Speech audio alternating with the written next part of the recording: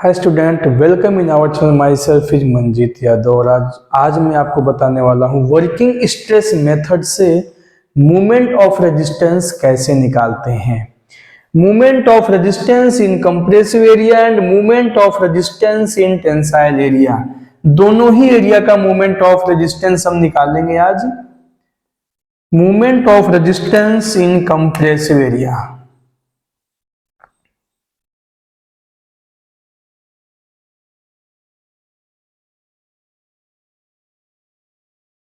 इन compressive area, संपीड़न क्षेत्र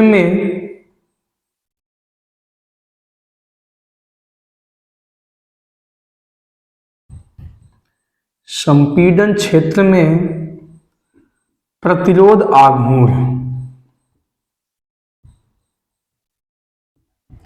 ये आज का टॉपिक है मूवमेंट ऑफ रेजिस्टेंस का। इसे एमआर से डिनोट किया जाता है, एमआर मूवमेंट ऑफ रेजिस्टेंस। ठीक है, तो सबसे पहले हम इसका एक क्रॉस सेक्शन बना लेते हैं। क्रॉस सेक्शन में आप समझेंगे क्योंकि फॉर्मूला पूरा इसी से बनेगा। यदि आपको ये समझ में आ गया तो आगे सिंगली बीम, आज सिंगली बीम का ये चल रहा है आपका, ये तो डबली बीम का समझ में आ जाएगा और ऐसे ही टी बीम का समझ में आएगा। पूरा कॉन्सेप्ट जो है आपका एकदम क्लियर हो जाएगा इसी से। ये है, मान लीजिए आपका बीम का क्रॉस सेक्शन, एक बीम है, सिंगली बीम की बात की जा रही है, सिंपली सपोर्टेड बीम की। मान लीजिए इसका जो ब्रेड्थ है वो है बी, जैसे मैंने प्रीवियस लेक्चर में मैंने आपको सब कुछ बताया हुआ था। Total depth of beam capital D and depth of neutral axis x. Tension area में आपको प्रोवाइड किया गया है AST, area of steel, AST area of steel. And इसके सेंटर से बीम के टॉप तक की जो डेप्थ है वो है small D, effective depth of beam. और ये जो डिस्टेंस होता है ना, इसको बोलते हैं इफेक्टिव कवर।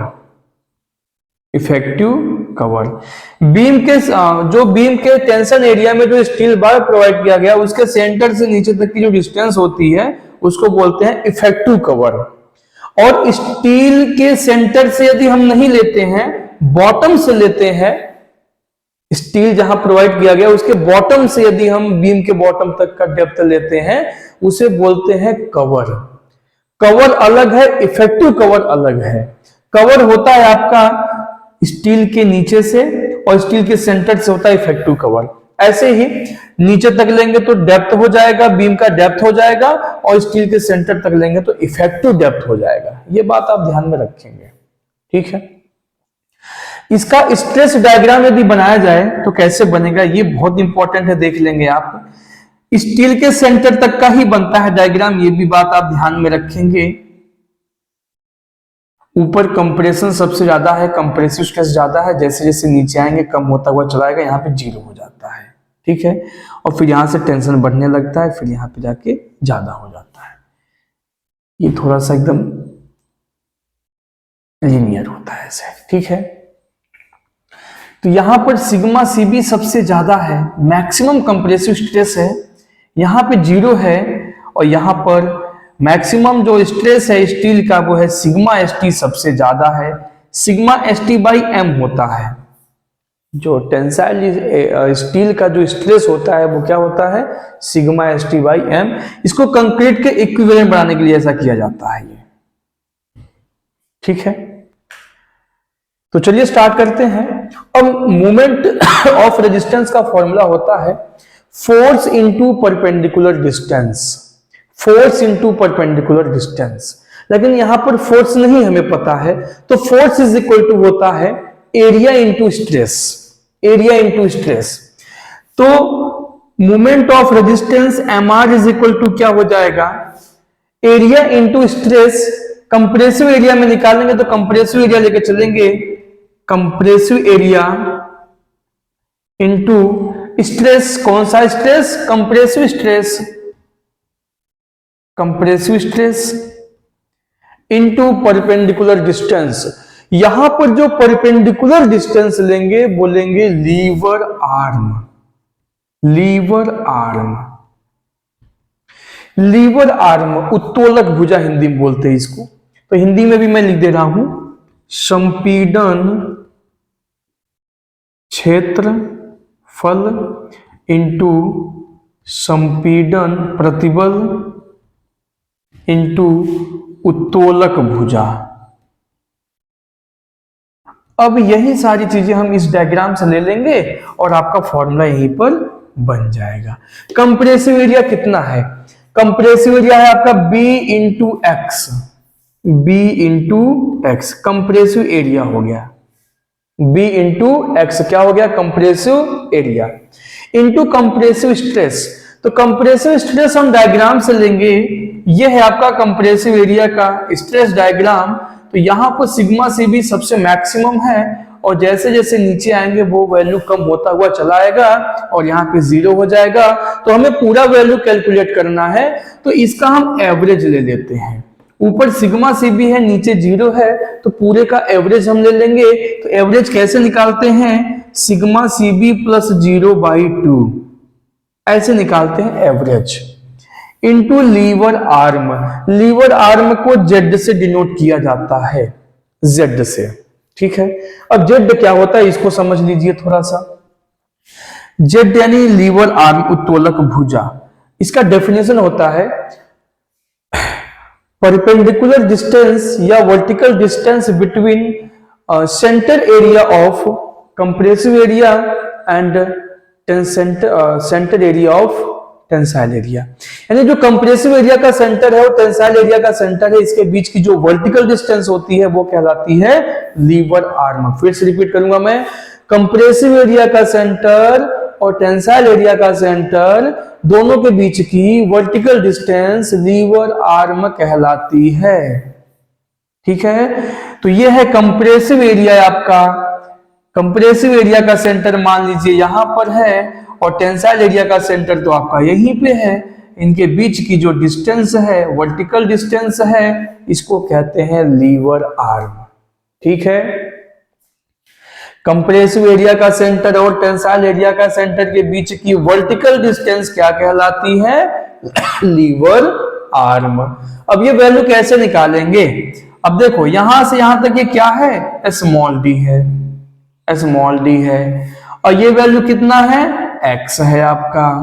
तो ये ट्रायंगल है, त्रिभुज है, और किसी भी त्रिभुज का जो सेंटर होता है वो जहां से राइट एंगल बना हुआ है, यहाँ पे राइट एंगल बनता है, यहां से x/3 की दूरी पर होगा, यहां से x/3 के डिस्टेंस पे होगा, क्योंकि इसका बेस जो है कितना है? x। ये राइट एंगल है आपका, यहां से यहां तक डेप्थ कितना है? x है, तो x/3 पर इसका सेंटर होगा। तो ये डिस्टेंस आपका x/3 है, यहां से यहां तक d है, तो z का वैल्यू कैसे निकालेंगे? इस d में से x/3 माइनस कर देंगे, तो d - x/3 that is lever arm. Compressive area का सेंटर और टेंसाइल एरिया का सेंटर के बीच की वर्टिकल डिस्टेंस क्या कहलाती है? Lever arm. अब वैल्यू आपको सब पता है, यहां से आपका मोमेंट ऑफ रेजिस्टेंस का फॉर्मूला बन गया bx sigma cb/2 into d - x/3। ये फॉर्मूला है आपका moment of resistance in compressive area. Movement of resistance in compressive area क्या फॉर्मूला बन गया? bx sigma cb/2 into d - x/3। अब हम बात करते हैं movement of resistance in tensile area का। Movement of resistance in tensile area का बात करते हैं।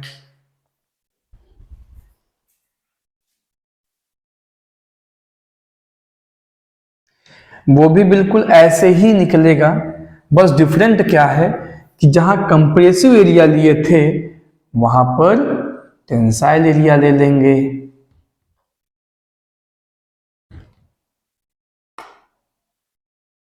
तनन क्षेत्र, तनन प्रतिबल, tensile stress, tensile area, moment of resistance in compressive area, तो हम यहां निकालेंगे टेंसाइल एरिया।